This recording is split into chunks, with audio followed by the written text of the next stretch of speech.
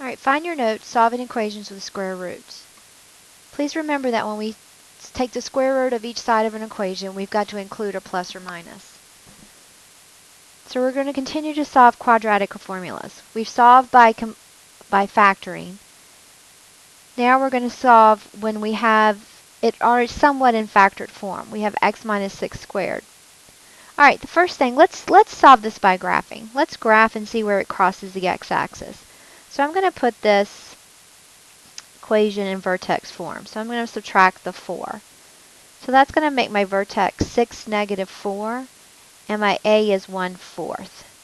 So I'm going to look at my pattern. I'm going to use 0, 2, and 4, which gives me 0, 4, and 16.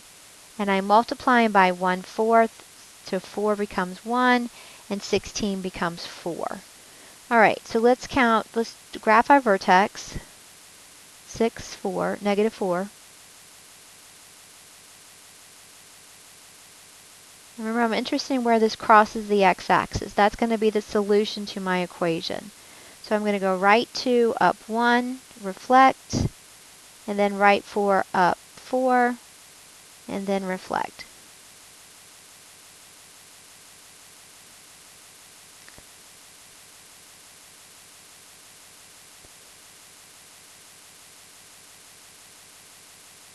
Okay. So my equation crosses at 2 and 10. So those are my solutions. So let's solve this by another way. I'm going to call this my isolate method, because we're going to isolate that square term. There's some space to work here. So we're going to isolate the squared term, because most of the work has been done for us. So first step is isolate. So we're going to multiply both sides by 4.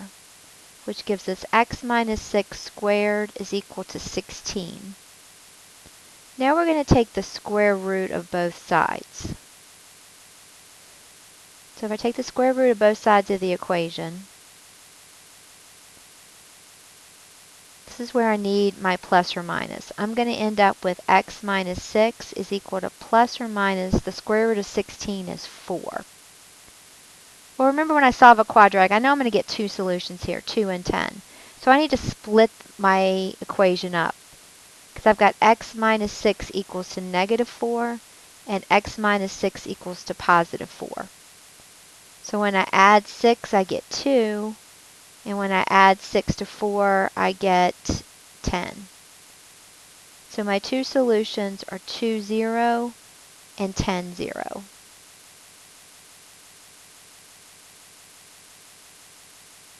Alright, let's look at a different example. Let's start off by graphing this one also. I'm going to put it in standard form. So I'm going to make it 2x squared plus 8 equal to 0. So that makes my vertex 0, 8, and my a is 2. So I've got 0, 1, 2, so 0, 1, 4, and this time I'm multiplying times 2. Alright, so let's graph our vertex, 0, 8. And then this time I'm going to go right 1 up 2, reflect, and right 2 up 8. And reflect. Well, if you notice this time when I solve by graphing, it doesn't touch the x-axis. So I can't get my solutions. That means this thing has no real solution. Doesn't mean it doesn't have any solutions, they're just not real. We're going to end up with imaginary solutions. So we have to do this one algebraically. We have no other choice. Alright, so let's solve this algebraically. So let's get some room to work. So here again I'm going to use that isolate method. So we're going to isolate that x squared. So we're going to subtract 1. So negative 7 minus 1 is negative 8. Divide by 2. So we get x squared is equal to negative 4. Square root both sides. Don't forget your plus or minus. Well, if you recall, the square root of, we can think about this as the square root of 4 times the square root of negative 1. So we get 2, and the square root of negative 1, remember, is I. So my two imaginary solutions are plus or minus 2i. So if it doesn't touch the x-axis, the graph doesn't touch the x-axis, we're going to have imaginary solutions. All right, let's quickly review some of our function vocabulary. Because our a is 2, we know it opens up. It has a minimum at 8. This is a stretch by 2. We found our vertex to be 0, 8, which is also our y-intercept. Our axis of symmetry is x equals 0. This time our roots are imaginary, so there's our plus or minus 2i. So we don't have any x-intercept. Our domain is all reals. Our range goes from 8 to infinity. In behavior, on our positive side, we're going up, and on the negative side, we're going up. Increasing intervals from 0 to infinity, and the decreasing intervals from negative infinity to 0.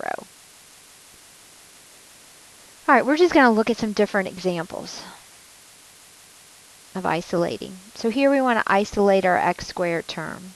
So we're going to add 8, and then square root both sides. Here again, don't forget the plus or minus. Now 8 we can simplify, remember from your geometry days, because the perfect square of 4 is an 8. So our best answer here is plus or minus 2 square root of 2. So we have negative 2 square root of 2 and positive 2 square root of 2. So this is because they're real answers. It's going to touch the x-axis twice. They're just irrational. All right, let's isolate the x squared. We're going to subtract 20, get negative 49. Divide by negative 1 and get positive 49. Square root both sides. Don't forget the plus or minus. Well, 49 is a perfect square, so our two answers are plus or minus 7.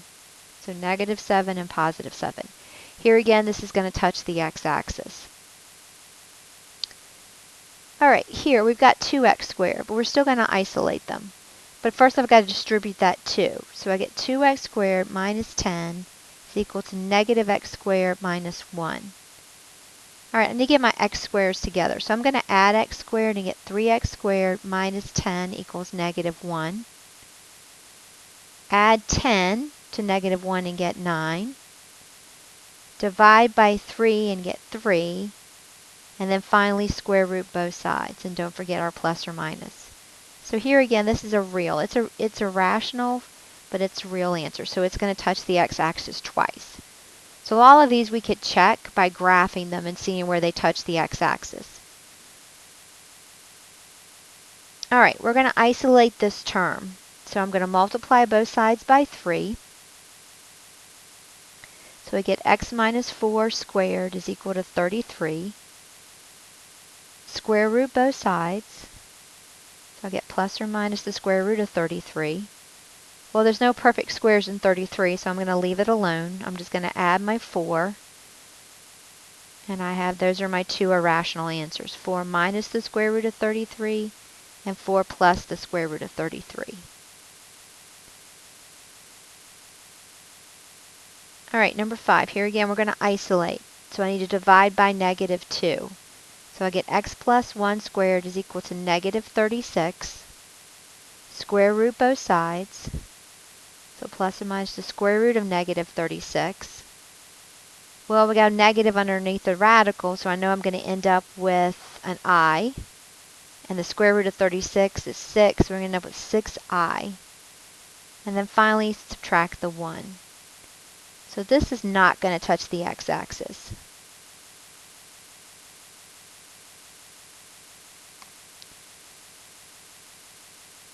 All right, number 6. We're going to isolate the x squared. So we're going to subtract 10 and get negative 36. Divide by 3 and get negative 12. Square root both sides. All right, let's simplify this. Let's start with pulling that I out. So we get square root of 12i. But then remember 12 has a perfect square in it, a 4. So our best answer here is plus or minus 2 square root of 3i. So here again, this is not going to touch the x-axis.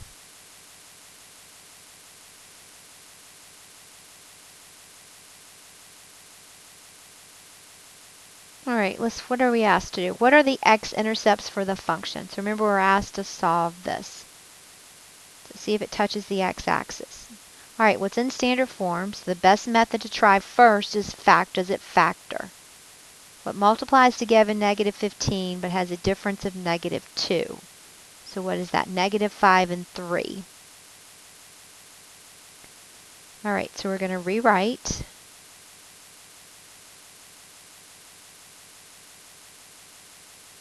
Group the first two, group the second two. Pull out an x. Factor out of 3. So my two factors are x plus 3, x minus 5 equal to 0. Use the zero product property. And so I get what? Negative 3 and 5 are my two solutions. All right, number 8. What are the apparent zeros of the function shown in the graph? All right, so where does it touch the x-axis? Well, it looks like it's touching at negative 2 and again at 4. So those are my two solutions. Write the equation in vertex form. All right, remember vertex form is this. So we have to find A. I'm going to use the algebraic method to find A.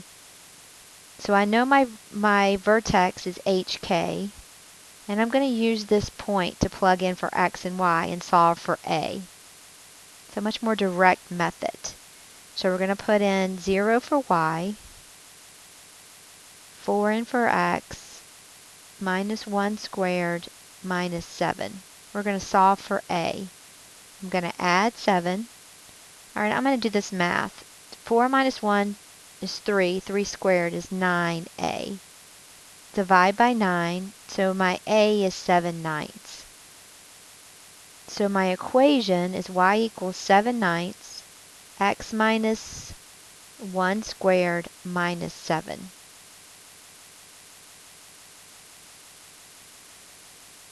All right, what are the apparent factors of the polynomial graph? Well, I need my zeros first. It looks like my zeros are at negative 3 and positive 1. So that's going to make my factor x plus 3 and x minus 1. It says write the equation in intercept form. Well, intercept form looks like this. A, x plus 3, x minus 1. So here again we need to find A. Well, notice there's a slight mistake here. This vertex is at negative 1, negative 5. Here, negative 1, negative 5, not positive 5. So when I go to find A, I'm going to use my vertex, all right, and I'm going to plug that in for x and y. So I got negative 5 is equal to A times negative 1 plus 3, and then negative 1 minus 1, because I have two x's. All right, so let's just clean up the math. This is going to give me, what, 2 times negative 2.